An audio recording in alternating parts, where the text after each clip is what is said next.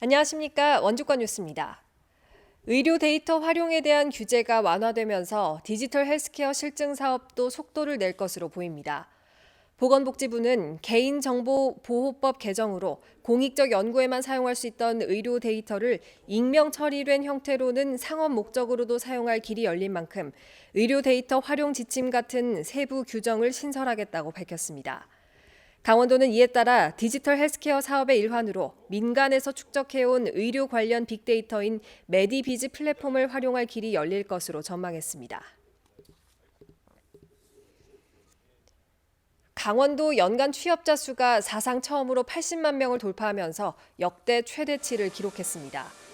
강원지방통계청이 발표한 2019년 12월과 연간 강원도 고용 동향에 따르면 지난해 도내 취업자 수는 총 81만 1,000명으로 지난 2018년보다 2만 2천 명이 증가했습니다. 지난해 12월 도내 고용률도 62.3%로 1년 전보다 1.6%포인트 오르며 처음 집계된 2000년 이래 최고치를 기록했습니다. 이는 도내 고용시장은 주력 산업인 관광업을 중심으로 활성화된 것으로 분석됐습니다. 산업별로는 도소매 숙박 음식업접 취업자가 19만 2천 명으로 1년 전보다 1만 명이 늘었습니다. 지난해 초 정치자금법 위반 혐의로 기소된 심기준 국회의원에게 법원이 의원직 상실형에 해당하는 징역 8개월에 집행유예 2년을 선고했습니다.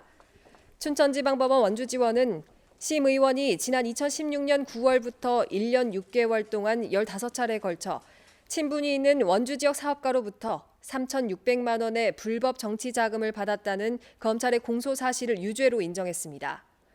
원주 갑 선거구에 출마할 것으로 점쳐졌던 심 의원은 이번 총선에 출마하지 않고 무죄 소명에 집중하겠다고 밝혔습니다. 더불어민주당의 원주 선거구 공천 구도에도 상당한 영향이 예상됩니다. 지난주 겨울비로 개막이 미뤄졌던 대관령 눈꽃 축제가 내일 개막합니다. 28번째로 열리는 이번 축제에는 눈꽃팀 대항전과 대굴대굴 볼링, 얼음 골프 등 다양한 놀이시설과 자작나무 숲길과 눈 터널 등 이색적인 공간이 마련돼 놀이형 체험축제가 진행될 예정입니다. 축제 이튿날인 18일에는 올림픽 플라자에서 알몸 마라톤 대회인 2020 윈터런 인 평창도 개최되며 마라톤 참가자들은 눈꽃 축제를 무료로 관람할 수 있습니다. 내일 개막하는 대관령 눈꽃 축제는 설 연휴 마지막 날인 27일까지 진행됩니다. 샘물 공장 운영을 막기 위해 수년간 법정 공방을 벌였던 횡성 서원면 주민들이 대법원에서 최종적으로 패소했습니다. 횡성군 서원면 주민들은 지난 2015년 도지사를 상대로 샘물 공장 건립 허가 취소 소송을 제기해 1심에서 승소했지만 2심에서 패소했고 대법원도 주민들의 항소를 기각했습니다. 주민들은 구제역 매립지가 있어 생수 공장이 적합하지 않고 지하수 부족에 따른 생존권 위협을 주장했지만 2심 재판부는 환경 영향조사 절차가 적법하고 이익 침해의 개연성을 인정하기 어렵다고 판단했습니다. 원주지방환경청이 다양한 환경 정보와 정책을 국민 시각에서 전달하는 SNS 국민기자단을 모집해 운영합니다.